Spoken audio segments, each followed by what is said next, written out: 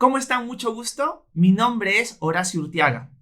El día de hoy quiero comenzar con ustedes una serie de estudios en el libro de Daniel. El libro de Daniel es un libro muy controversial, ya que al ser un libro profético, es un libro muy atacado por aquellos escépticos que no creen en el Dios de la Biblia.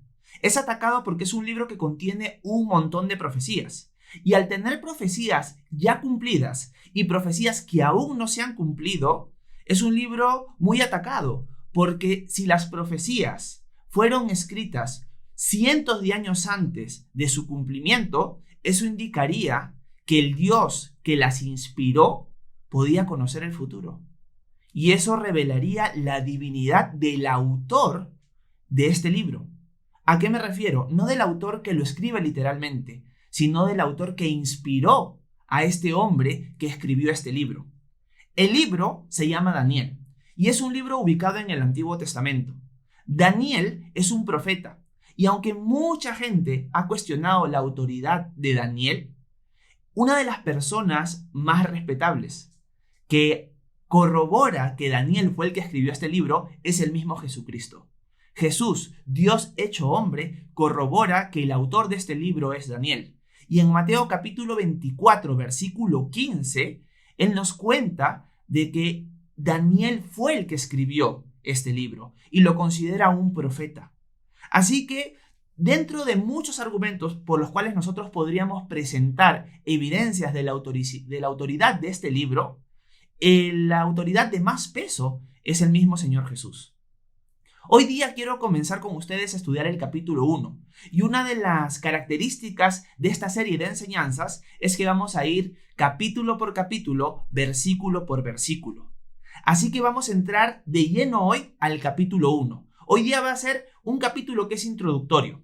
El libro de Daniel cuenta con 12 capítulos y el primer capítulo más que todo es una introducción a lo que sucede en la vida de él cuando él llega a Babilonia.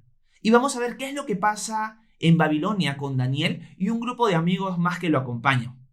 Pero antes de empezar, quiero decirles que la versión de la Biblia que vamos a estar leyendo es la Biblia Reina Valera contemporánea. Es esa versión la que vamos a estar usando por el paso de los 12 capítulos que vamos a ir viendo.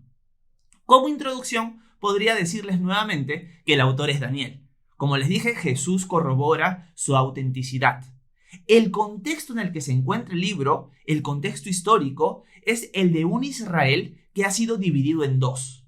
El reino de Israel, luego de que pasara por la temporada de los reyes, fue dividido después del reino de Salomón en dos reinos, el reino del norte y el reino del sur. Al dividirse en esos dos reinos, los reyes que gobernaron cada una de las partes fueron reyes en algunos momentos que amaban a Dios y que lo servían a él, y en algunos momentos no. El lado norte, el lado conocido como Israel, fue característico de un reinado corrupto, un reinado idólatra, un reinado que no buscaba a Dios para nada. Y Dios, como juicio, después de muchos años, envía al imperio asirio a conquistar a este lado norte del reino de Israel. Pero el lado sur, conocido como Judá, perduró por un siglo más aproximadamente. Pero llegó el momento en que Dios lo juzgó. ¿Por qué? Porque al igual que su vecino, el reino del norte, ellos cayeron en idolatría y le dieron la espalda a Dios, a pesar de que Dios envió profeta tras profeta para que su pueblo se volviera a él. Ellos no lo hicieron y Dios va a enviar a los babilonios para juzgar a su pueblo. Una de las cosas que vamos a ver en el libro de Daniel es que Daniel es llevado a Babilonia como juicio de Dios para toda la nación. No necesariamente para él como individuo, sino era un juicio para toda la nación. Y Daniel va a ser parte del primer grupo de cautivos llevados a Babilonia. ¿Por qué digo primer grupo de cautivos? Porque Babilonia va a destruir Israel, el lado sur, conocido como Judá, en 3 campañas, en 3 sitios de la ciudad de Judá. ¿A qué me refiero con 3 sitios? Los babilonios, para conquistar el lado sur, el reinado sur, lo va a rodear y lo va a presionar. Y a eso se le conoce como una sitiada. Babilonia, guiado por el rey Nabucodonosor, va a sitiar 3 veces a Israel, al lado sur, al lado de Judá. Y al sitiarlo 3 veces va a llevar 3 grupos de cautivos diferentes. El libro de Daniel es un libro que tú podrías leerlo en paralelo con el libro de Jeremías y con el libro del profeta Daniel y también del profeta Ezequiel. Daniel, Ezequiel y Jeremías son libros que nosotros los podemos leer paralelamente, porque Daniel es llevado en el primer cautiverio, Ezequiel en el segundo y Jeremías en el tercero. Y si ustedes leen estos 3 libros, van a ver que mientras Daniel está en Babilonia, Ezequiel va a ser llevado en el segundo cautiverio a un campo de concentración, por así decirlo. Y Dios se le va a revelar a Ezequiel y le va a dar también profecías. Pero, al contrario de Daniel y de Ezequiel, Jeremías va a profetizar desde el mismo Jerusalén. Y en Jerusalén él va a profetizar muchas cosas al punto de que va a anunciar cuánto va a durar el cautiverio, que nosotros lo vamos a ir viendo en los siguientes capítulos. El cautiverio babilónico va a durar 70 años y Jeremías profetiza eso. Lamentablemente, el pueblo de Israel, bajo la profetización de Jeremías, no va a responder al llamado al arrepentimiento y al rendirse ante Babilonia, porque se levantaron un montón de falsos profetas. Pero esto es una pequeña introducción de más o menos el contexto en el que se encuentra el libro de Daniel. Así que para empezar, les pido que me acompañen a Daniel capítulo 1 al versículo 1.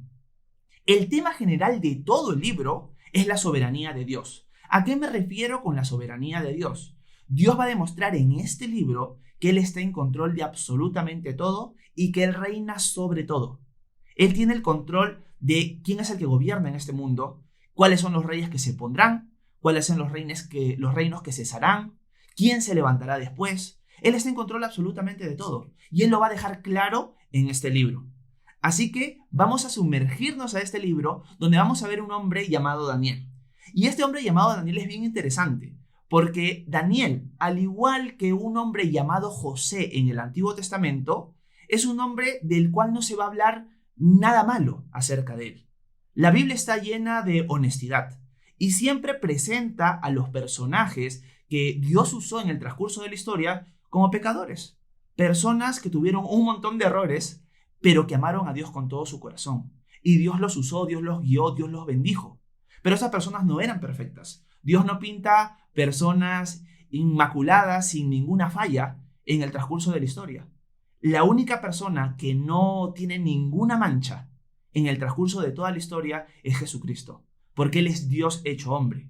Pero después todos los personajes 100% humanos que Dios usó estaban llenos de fallas. Daniel tuvo fallas, pero en su libro no se nos registra ninguna de ellas. Al igual que en Génesis no se nos registra ninguna falla de José. Un dato interesante para tener en cuenta. Dicho esto, ahora sí, no demoro más y empecemos leyendo los primeros 2 versículos del capítulo 1 de Daniel. Dice lo siguiente, Daniel capítulo 1, versículo 1. Dice, en el año tercero del reinado de Joacim, rey de Judá, el rey Nabucodonosor de Babilonia vino a Jerusalén y la sitió. Y el Señor permitió que el rey Joacim cayera en manos de Nabucodonosor y que éste se llevara buena parte de los utensilios del templo de Dios al templo de su Dios en Babilonia y que los depositara en el tesoro del templo de su Dios. Daniel empieza introduciendo la fecha de esta conquista y dice que fue en el tercer año del reinado de Joacim, rey de Judá. Dice que fue en el tercer año. Y quiero hacer un paréntesis solo para decir que Jeremías fecha diferente este evento. Daniel está diciendo que es en el tercer año del reinado de Joacim, pero Jeremías dice que es en el cuarto año.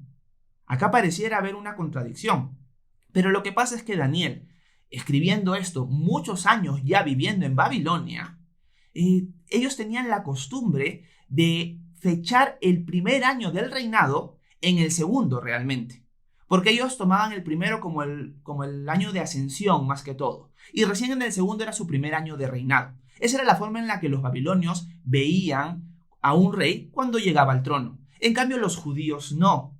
Jeremías, viviendo en Israel, lo fecha como en el cuarto año. Pero Daniel, escribiéndolo muchos años después, ya viviendo tanto tiempo en Babilonia, lo ficha con la idea babilónica en el tercer año del reinado de Joacim, rey de Judá.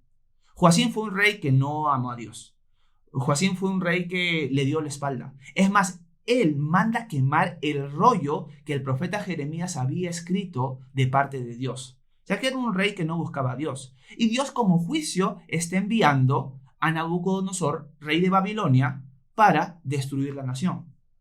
Dios es el que está en control. Y aunque Nabucodonosor en su mente piensa que su falso Dios ha vencido al Dios de los judíos, Daniel se encarga de dejarnos claro que es que el Señor permitió que el rey Joacim cayera en manos de Nabucodonosor, como dice el versículo 2. Nabucodonosor en su mente es mi Dios, que el Dios que dominaba Babilonia, entre todos los falsos dioses que ellos tenían, era un Dios que se llamaba Marduk. Y Nabucodonosor piensa, mi Dios Marduk ha derrotado al Dios de Israel, lo ha vencido. Pero Daniel deja claro que no ha sido así, sino que el Señor, el Dios de Israel, el Dios vivo y verdadero, es el que ha permitido que Israel caiga en manos de Nabucodonosor. Y al caer en manos de Nabucodonosor, como dice el versículo 2, se lleva los tesoros del templo. Y como les dije al principio, esto va a suceder en 3 sitios, en 3 ataques diferentes. Pero Daniel lo que está haciendo ahorita es fechar el momento en el que Nabucodonosor derrota por primera vez a Israel.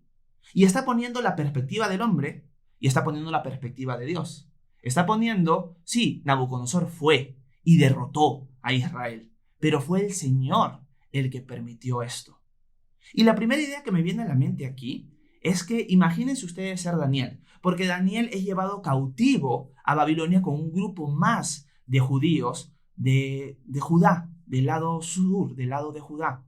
Y pónganse en la mente de Daniel. Daniel podría haber estado decepcionado. Miren lo que nos está pasando. Nosotros servimos al Dios verdadero y un enemigo que adora a dioses falsos nos ha derrotado. ¿Dónde está nuestro Dios? ¿Dónde ha quedado Dios en todo esto? ¿No que nuestro Dios nos iba a proteger? Eso puede haber sido un pensamiento de Daniel, pero también podría haber sido, que es el que creo más firmemente yo, que Daniel tuvo en su cabeza, el pensamiento siguiente. Nosotros estamos siendo juzgados porque nuestra nación le ha dado la espalda a Dios.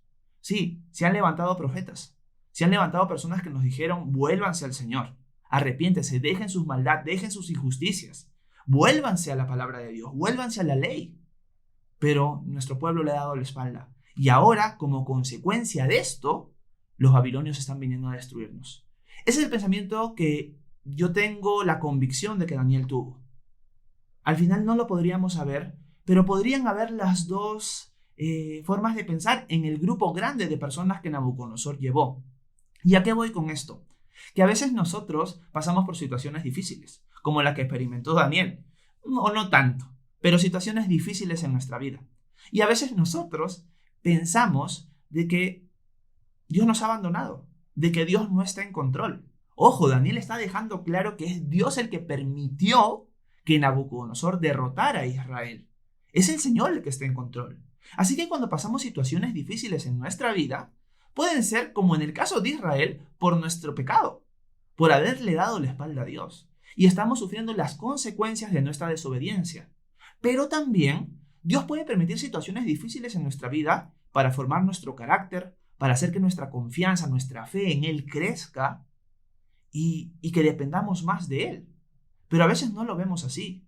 Y una de las cosas que tenemos que recordar constantemente es que para los que amamos a Dios, todas las cosas nos ayudan para bien.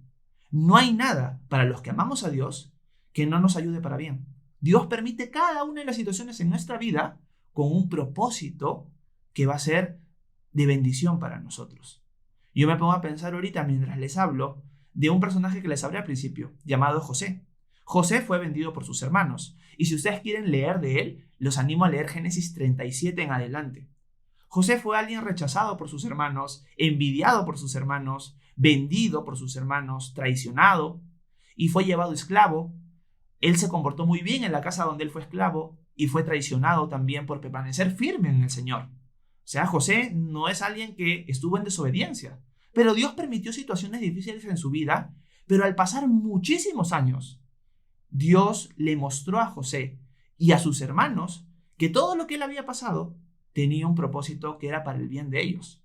Y ahí vemos un principio importante que nosotros debemos recordar. Sea la situación que estás pasando, si tú amas a Dios, si tú le has entregado tu vida a Jesús, va a ser para bien. Y en el caso de Daniel y sus amigos, aunque esta situación es difícil, es para su bien. Es para que la nación se vuelva a Dios y se dé cuenta de que han fallado. Pero también es de bendición para los babilonios, porque lo que vamos a ver capítulo tras capítulo es que Daniel va a ser usado de una manera increíble. Al punto, y me adelanto un poquito, les cuento algo que vamos a ver en los capítulos siguientes, al punto que Nabucodonosor va a llegar a poner su fe en el Dios de Israel. Imagínense eso. Así que Daniel nos está poniendo un poco el panorama de la fecha, del suceso en el cual él se encuentra. Nabucodonosor ha sitiado Israel y la ha conquistado. Y va a llevarse cautivos a un primer grupo de personas, donde está Daniel, a Babilonia. Y vamos a ver qué van a pasar con ellos. Leamos el versículo 13 en adelante. Dice Daniel: además, el rey Nabucodonosor dio órdenes a Aspenaz, jefe de sus eunucos, de que se llevara a algunos israelitas pertenecientes a la familia real. Debían ser jóvenes, bien parecidos y sin defectos físicos, capacitados en todo conocimiento, inteligentes y capaces de aprender, y con las cualidades suficientes para estar en el palacio del rey. A estos, Aspenaz debía enseñarles la escritura y la lengua de los caldeos. Nabucodonosor manda reclutar gente de la realeza, la gente más importante, pero no solo más importante, sino también la gente más inteligente, más sabia y también de buena apariencia. Nabucodonosor los manda a reclutar porque los va a capacitar y los va a instruir para que sirvan con él en el reino. Va a haber una prueba, va a haber un examen. Él los va a capacitar por un periodo de tiempo que lo vamos a ver a continuación. Y los va a capacitar para que reinen con él. ¿Por qué Nabucodonosor hace eso? Porque Nabucodonosor, al hacer esto, le está mostrando a los judíos: miren, yo tengo personas importantes bajo mi mando. Yo los he dominado a ustedes. Mis dioses los han dominado a ustedes. Pero también para crear estabilidad en el reino. Porque al tener judíos ahí, va a ser más difícil que los judíos que están en Babilonia se quieran rebelar. Así que es una estrategia política que Nabucodonosor está usando y que va a usar con diferentes naciones para estabilidad política y para su propio beneficio.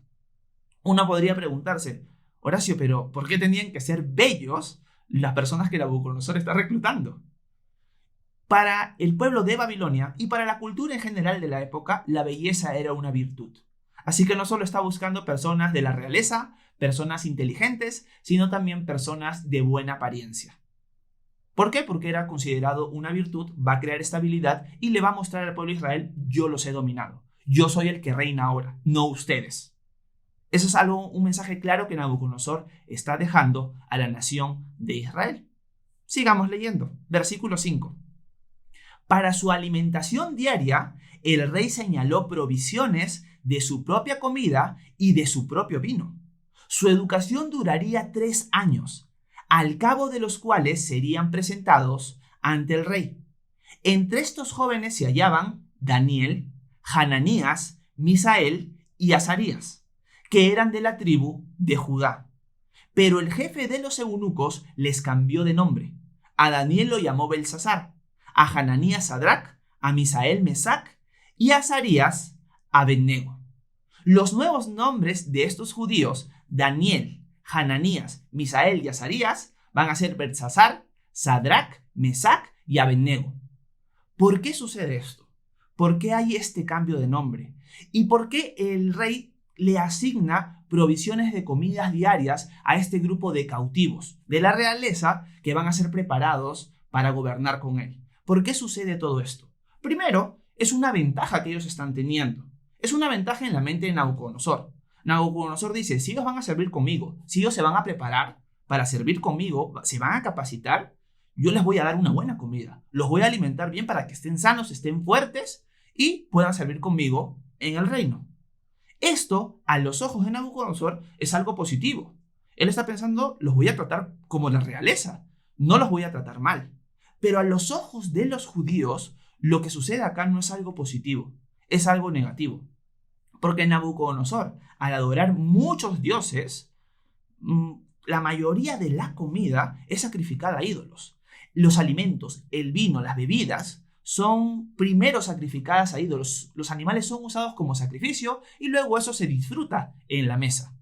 Obviamente, un judío que ama al Dios de Israel, que guarda la ley de Moisés, en la vida va a querer comer comida sacrificada a ídolos. No lo va a querer hacer. Así que aunque la mente de Nabucodonosor o en la mente de Nabucodonosor está haciendo algo positivo para el pueblo, en la mente del judío no es así. El judío lo está viendo como un ataque. Pero el ataque va más allá de la comida, sino que también busca cambiar su identidad. Si se dan cuenta, los nombres de estos judíos han sido cambiados. Y los nombres han sido cambiados a nombres babilónicos. Y es loco entender que los nombres de los judíos, como en el caso de Daniel, Hananías, Misael y Azarías, hablaban de Dios, hablaban del Dios de Israel. Por ejemplo, les doy unos datos del significado de cada nombre. Daniel significa Dios es mi juez. Hananías significa Dios ha mostrado su gracia. Misael, ¿quién es como Dios? Azarías, el Señor es mi ayuda. Pero cuando tú ves el contraste con los nombres babilónicos dado por el reino de Babilonia, te das cuenta hay un cambio de identidad completamente. Los primeros alaban a Dios, pero los segundos alaban a los dioses de Babilonia. A Daniel se le cambia por Belsasar, que significa príncipe de Bel. Bel era uno de los dioses de Babilonia. A Ananías se le cambia el nombre por Sadrach, y que significa iluminado por el dios Sol. A Misael se le cambia por Mesac, y es ¿quién es como Venus? ¿Se dan cuenta? Misael era ¿quién es como Dios? Y acá lo están cambiando, es ¿quién es como Venus? Hay un cambio de identidad y de una forma de desligarlos del Dios que ellos adoraron en Israel. Y Azarías es Abednego, que significa siervo de Nego, que también, o siervo de Nebo, que también era un dios de Babilonia. ¿Qué es lo que estamos viendo acá? Que la cultura babilónica, idólatra, politeísta, que adoraba a muchos dioses, está queriendo cambiar la identidad completamente de estos hombres, de estos jóvenes, porque la edad que se calcula de Daniel y sus amigos es de aproximadamente 15 a 17 años. Son jovencitos, son fáciles de influenciar por su corta edad. Su carácter está siendo formado. Y lo que está haciendo Nabucodonosor es cambiar completamente su identidad. Es presionarlos con su cultura para que ellos dejen la propia. Y ellos le den la espalda a Dios de Israel. Le están dando placeres, la comida, las delicias de Babilonia van a ser puestas en su mesa. Van a ser servidas delante de ellos. Imagínense si ellos han estado renegando de Dios. Imagínense si ellos han dicho, Dios ha permitido que nos lleven cautivos. Dios nos ha abandonado. Y ahora te presentan todo esto. Lo primero que haríamos es, bueno, si Dios me abandonó, ¿por qué no? ¿Por qué no darle la espalda? ¿Por qué no someterme al reinado de Babilonia y a su cultura y a sus dioses y a todo eso? Por eso es importantísimo entender de que para los que amamos a Dios todas las cosas nos ayudan para bien. Porque si yo entiendo que lo que Dios ha permitido es para mi bien, voy a permanecer firme ante la presión de la cultura. Y hoy en día vemos exactamente lo mismo.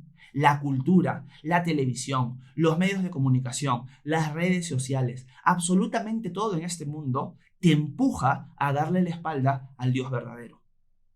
Te quieren cambiar la identidad. Te quieren mostrar un mundo en el que Dios no existe primeramente. Si uno se pone a pensar en las cosas que ve en la televisión, en el internet, las series, los animes, un montón de cosas, se vas a dar cuenta que son producciones en los cuales Dios no existe, en los cuales no toman en cuenta a Dios. Y aunque no te des cuenta, poco a poco están moldeando tu mente para que pienses que la vida prácticamente no tiene sentido, que es solamente importante el aquí y el ahora. Y eso es algo que te va a empujar y te va a impulsar de todas direcciones. Ese ataque va a venir de todos lados. Hay una gran presión. Y aquí vemos lo importante de mantenerte firme en quién eres tú en el Señor. ¿A qué me refiero? Nosotros, cuando depositamos nuestra fe en Jesús, pasamos a ser hijos de Dios. Una de las cosas bien importantes de entender en este mundo es quiénes somos ¿Y a quién necesitamos? ¿Quiénes somos? Se respondería de la siguiente manera. Nosotros somos pecadores. Nosotros somos criaturas creadas por el Dios del universo que le hemos dado la espalda. No hay nadie en este mundo que pueda decir, yo nunca he pecado. Yo nunca le he fallado a Dios, yo nunca he mentido, yo nunca he tomado nada que no me pertenece, nunca he mirado con lujuria, con lascivia a otra persona. Todos hemos fallado. Y si Dios es justo y nosotros pasamos a la eternidad y Dios nos juzga justamente, vamos a ser culpables. Y al ser culpables, mereceríamos el infierno. Esa es una realidad. Somos culpables. Y si Dios es justo y lo es, merecemos el infierno. Pero Dios ha provisto un camino para que nosotros, que ya hemos fallado, podamos pasar la eternidad con Él. Y ese camino es Jesucristo. Dios se hizo hombre y vino a este mundo y murió por nosotros en la cruz. Pero no quedó ahí, sino que fue sepultado y al tercer día resucitó entre los muertos, demostrando que Él era Dios. Y Él vino a este mundo para pagar nuestro lugar, para pagar el lugar de nosotros. Él recibió la ira por nosotros. Nosotros la merecíamos, nosotros la merecemos. Pero Jesús, Dios hecho hombre, por amor a nosotros, porque nos ama muchísimo, Él vino a recibir el castigo que nosotros merecíamos. Y al resucitar entre los muertos demostró que Él era Dios. Demostró que lo que Él había dicho acerca de Él era verdad, que hay vida después de la muerte. Y si nosotros depositamos nuestra confianza, nuestra fe, lo reconocemos como nuestro Señor, en ese momento se va a hacer un gran intercambio. El castigo que nosotros merecíamos, Jesús lo recibe por nosotros. Y lo perfecto que nosotros no podemos ser, Jesús, que sí lo es, nos pone a nuestra cuenta su perfección. Hay un gran intercambio. El justo pagó por los injustos, para que podamos tener acceso a Dios. Por eso Jesús dice en Juan 14:6, yo soy el camino, la verdad y la vida. Nadie viene al Padre sino por mí. Entonces, si nosotros hemos tomado la decisión de poner nuestra fe en Jesús, ahora somos hijos de Dios. Juan nos cuenta en el primer capítulo de su evangelio, en el libro de Juan, que a todos los que lo recibieron, o sea, a los que creen en su nombre, les dio la potestad de ser hechos hijos de Dios. Si tú has puesto tu fe en Jesús, tú ahora eres un hijo de Dios y tienes una nueva identidad. Pero este mundo te va a querer impulsar hacia otra dirección, a una dirección contraria a lo que Dios quiere para ti. Es ir en contra de la marea de este mundo. Pero es ahí donde tú tienes que plantarte firme, como lo vamos a ver con Daniel y sus amigos. Vas a tener que plantarte firme, aunque este mundo te quiera cambiar la identidad, te quiera cambiar de nombre, por así decirlo, te quiera presentar sus placeres, prometiéndote satisfacción y plenitud, cuando no te la van a dar. Eso es lo que quiere hacer el mundo, pero tú tienes que plantarte firme en quién realmente eres tú, un hijo de Dios, que le sirve a Jesús con todo su corazón, que lo reconoce como Señor. Y Daniel y sus amigos entienden eso. Y aunque se les presentan estos placeres, y aunque se les cambia de nombre, ellos se van a mantener firmes en el Señor. Y lo vamos a ver a continuación. Es increíble lo que Daniel y sus amigos van a hacer, y es increíble cómo Dios los va a ayudar. Sigamos avanzando. Versículo 8. Dice lo siguiente. En lo íntimo, Daniel se propuso no contaminarse con la ración de la comida y bebida del rey que se le daba. Y le pidió al jefe de los eunucos que no se le obligara a contaminarse. Y Dios hizo que Daniel se ganara la simpatía y buena voluntad del jefe de los eunucos. Aunque éste le dijo a Daniel, tengo miedo de mi señor el rey, que claramente dijo lo que ustedes debían comer y beber. Si más tarde él ve que los rostros de ustedes son más pálidos que los de los otros jóvenes semejantes a ustedes, me habrán condenado a que el rey me corte la cabeza.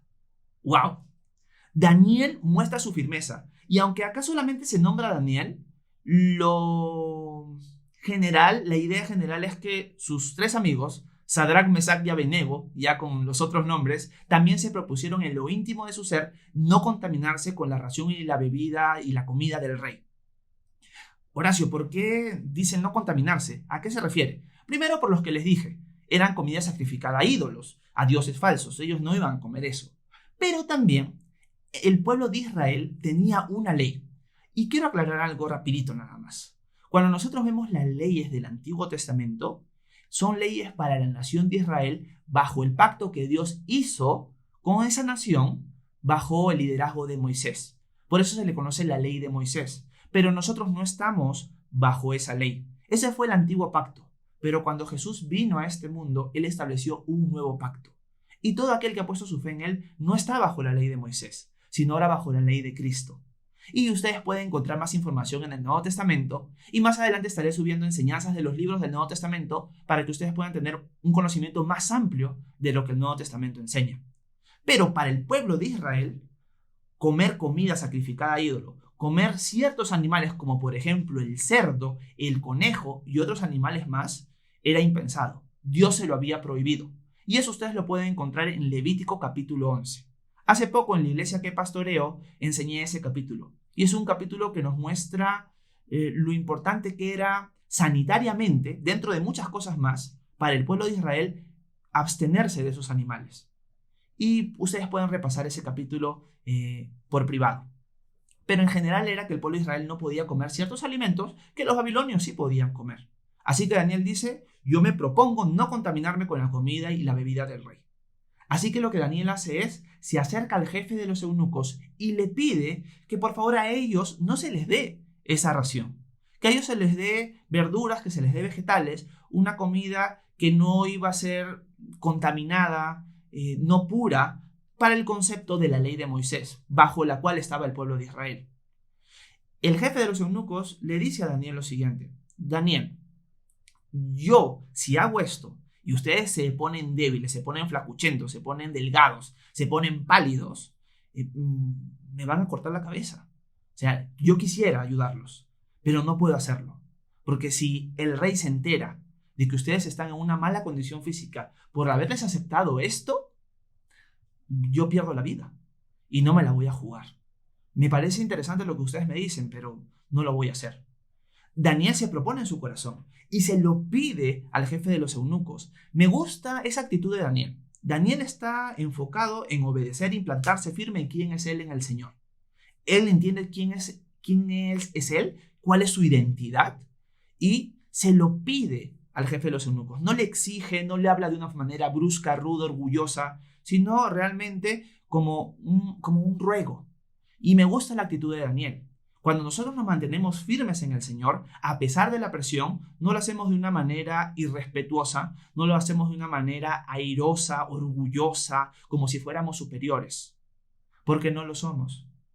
Nosotros hemos sido salvados por gracia, y la palabra gracia significa regalo inmerecido.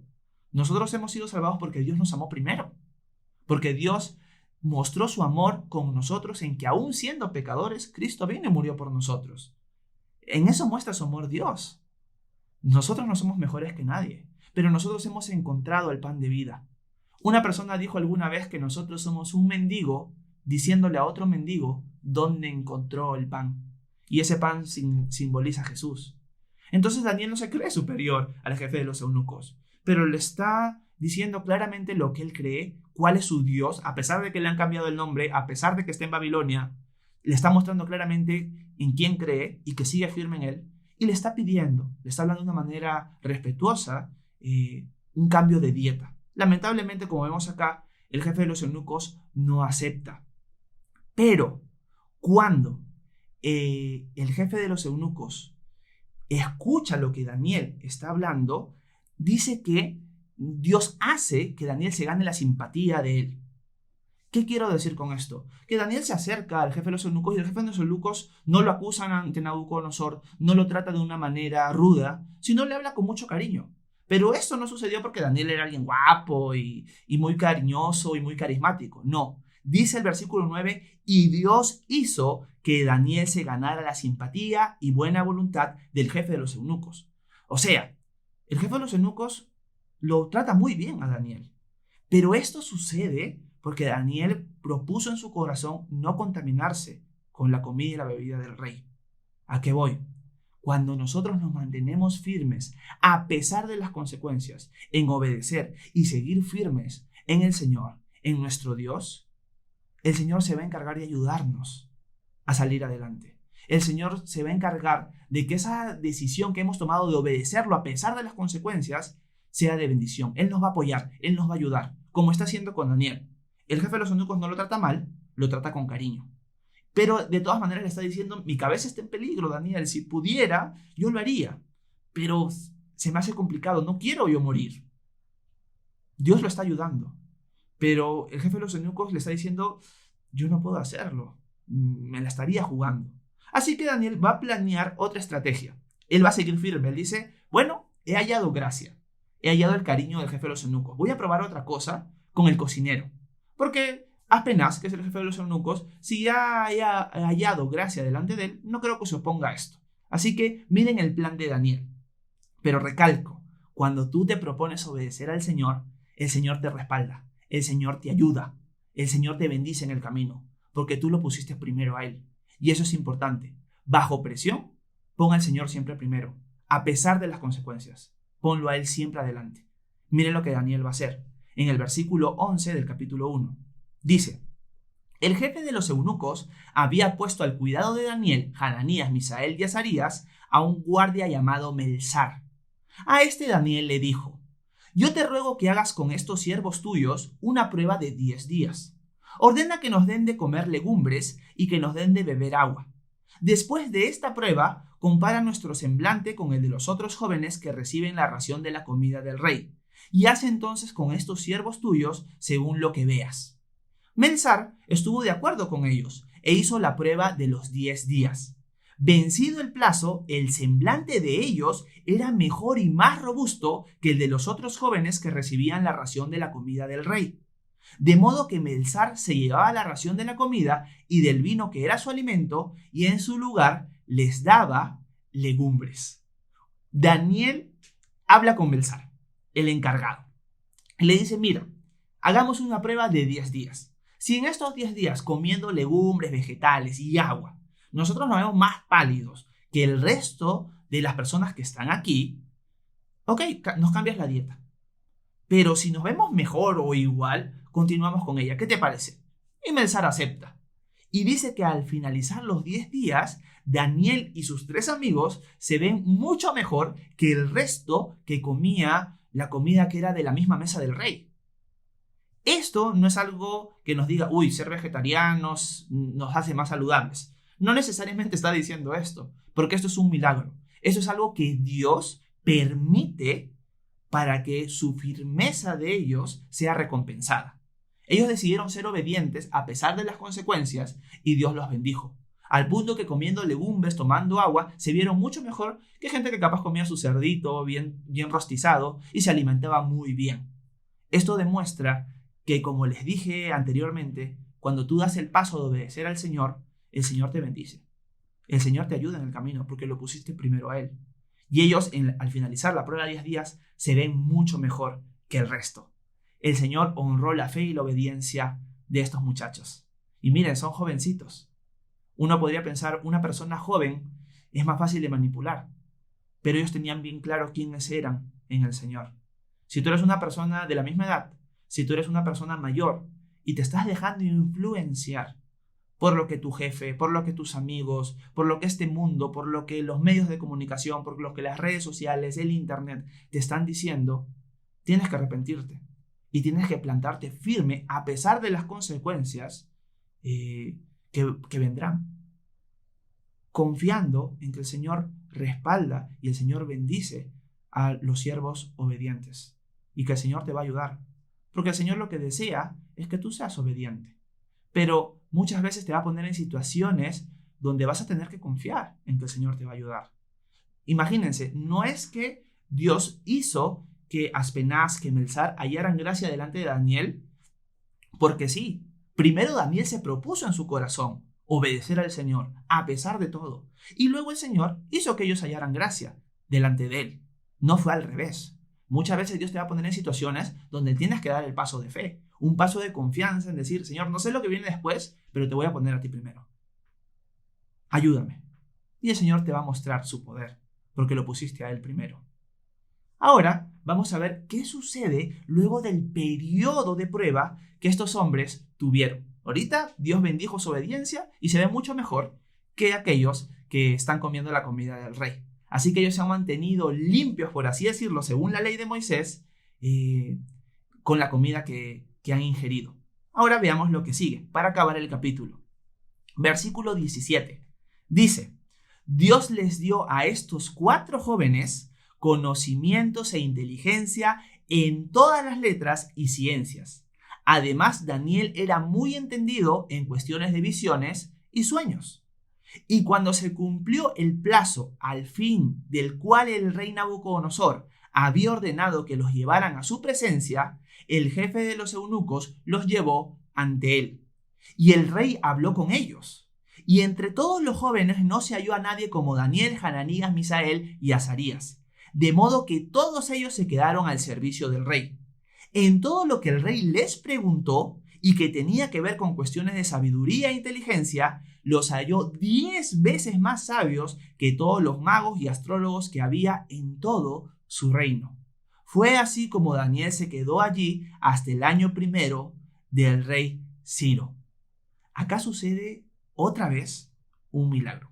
Acá sucede también una bendición de parte de Dios por la obediencia de estos hombres.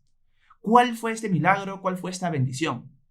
Que estos hombres se hallaron 10 veces más sabios que el resto de las personas que están siendo preparadas con ellos durante 3 años, y es más que los astrólogos que había en todo su reino. O sea, Nabucodonosor tenía personas sabias, personas preparadas, personas muy estudiosas bajo su reinado.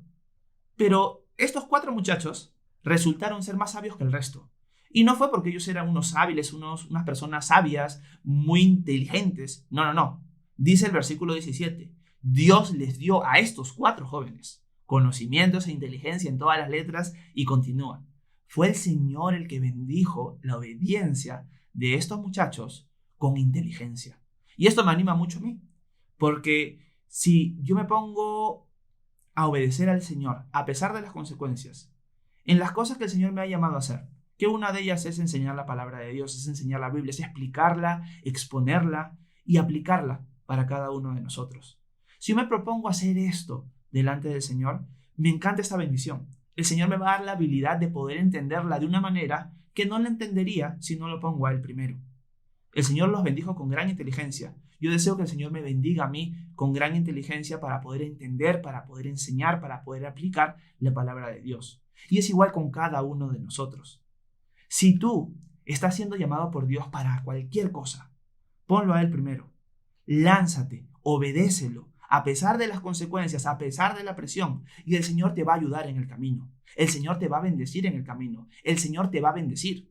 Ojo, el Señor no llama al capaz, sino que capacita al llamado.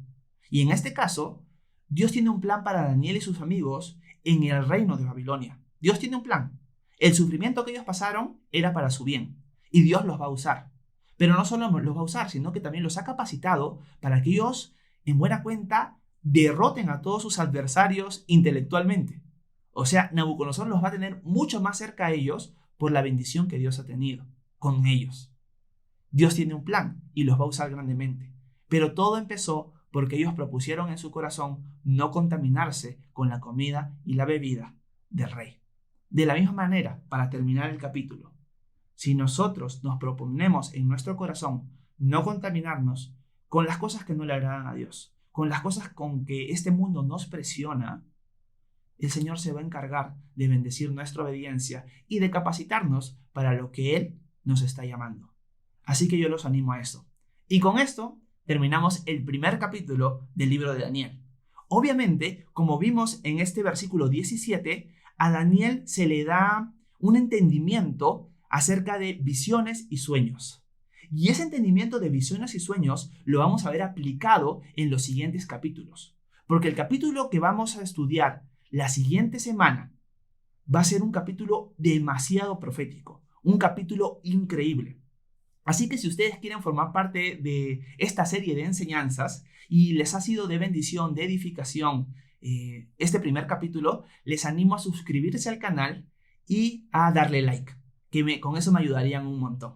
Así que así terminamos el primer capítulo. Nos vemos en el siguiente para seguir viendo a este Dios tan poderoso que está en control de todo y que bendice a sus siervos que lo obedecen. Nos vemos, muchachos. Que Dios los bendiga.